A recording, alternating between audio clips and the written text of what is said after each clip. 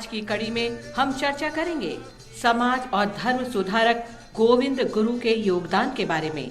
उनका जन्म 20 दिसंबर 1858 को बांसवाड़ा राजस्थान में हुआ था। उन्हें गोविंद गिरी के रूप में भी जाना जाता है। उन्होंने ब्रिटिश भारत में भील समुदाय को विशिष्ट पहचान दिलाने में महत्वपूर्ण भूमिका निभाई।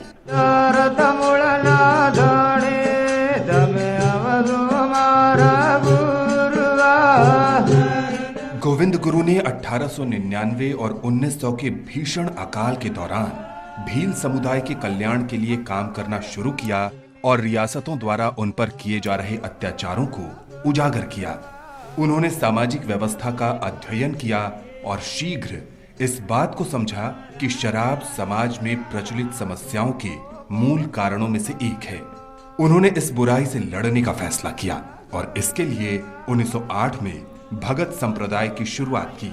गुरु के शिष्य शराब और मांस से परहेज रखते थे।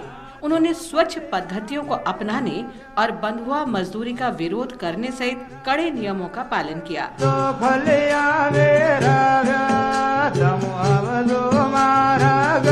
गोविंद गिरी ने सुनत, बांसवाड़ा, डूंगरपुर की रियासतों और ब्रिटिश जिले पंचमहल में जनजातीय समुदायों से बड़ी संख्या में अपने शिष्य बनाए।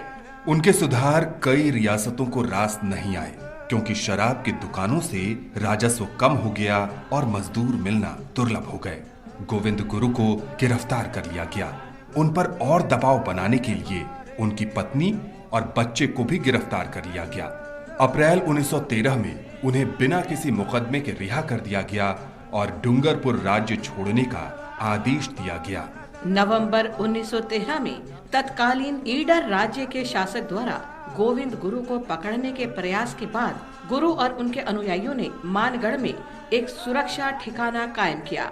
17 नवंबर 1913 को रियासतों की सेना ने उन पर हमला किया, जिसमें कई भील मारे गए और गोविंद गिरी और उनके लेफ्टिनेंट धीरजी पुंजा को पकड़ लिया गया। गोविंद गिरी को शुरू में मौत की सजा सुनाई गई थी, लेकिन बाद में उन्हें आजीवन कारावास की सजा दी गई। हालांकि उन्हें 1919 में हैदराबाद की जेल से इस शर्त पर रिहा कर दिया गया था कि वे राजनीतिक गतिविधियों में भाग नहीं लेंगे। कई रियासतों में उनके प्रवेश पर रोक भी लगा दी गई थी। गुरु की मृत्यु 30 अक्टूबर 1931 को गुजरात के वर्तमान पंचमहल जिले के लिंबड़ी के पास काम्बोई में हुई थी। हम भारत के इस महान देशभक्त को नमन करते हैं।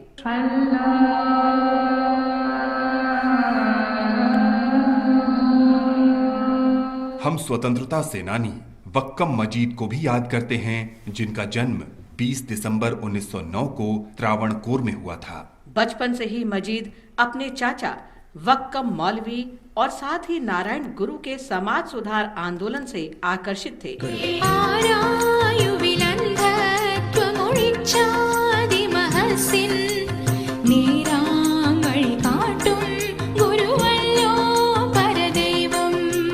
जब केरल में भारतीय राष्ट्रीय आंदोलन का उदय हुआ तो मजीद उसके सूत्रधारों में सबसे आगे थे। वे त्रावणकोर में भारतीय राष्ट्रीय कांग्रेस के प्रारंभिक निर्माताओं में से एक थे। मजीद ने 1942 में भारत छोड़ो आंदोलन में भाग लिया और कई महीनों तक जेल में रहे। जब स्वतंत्र त्रावणकोर का प्रस्ताव रखा गया तो मजीद इसके कट्टर विरोधी थे और उन्होंने इस कदम के खिलाफ आंदोलन में भाग लिया। वे देश के विभाजन और पाकिस्तान आंदोलन के भी कट्टर विरोधी थे। मजीद का कहना था कि केवल एक धर्मनिरपेक्ष राष्ट्रवादी भारत ही जनता के दिल और आत्मा को एक साथ रख सकता है। जब आईएनए के नायक वक्कम कादिर को अंग्रेजों ने मौत की सजा सुनाई तो मजीद मद्रास सेंट्रल जेल में उनसे मिलने गए। मजीद ने ही फांसी से पहले कादिर का आखिरी पत्र उनके पिता को लाकर दिया था। आजादी के बाद मजीद अंतिंगल निर्वाचन क्षेत्र से त्रावणकोर कोच्चि राज्य विधानसभा के लिए निर्विरोध चुने गए। वे वर्ष 2000 में अपनी मृत्यु तक मातृभूमि के लिए समर्पित रहे। हम इस महान राष्ट्रवादी को नमन करते हैं। 20 दिसंबर 1946 को करीवेलूर विद्रोह हुआ, जिसे किसानों द्वारा भूमि, भोजन और स्वतंत्रता के लिए मालाबार क्षेत्र में पहले बड़े आंदोलन के रूप में देखा जाता है। ये विद्रोह उन जमींदारों से लड़ने के लिए था जो भीषण भूखमरी के समय गांव से धान की तस्करी करना चाहते थे। जब किसानों ने जमींदारों का विरोध किया तो उन पर अंधाधुंध गोलियां चलाई गईं और 2 किसान मारे गए, जबकि कई अन्य घायल हो गए। ये करीवेलूर संघर्ष का परिणाम था कि किसानों को गांव में जमीन मिली जो पहले केवल कुछ जमींदारों के पास ही थी। हम उन शहीदों को सलाम करते हैं।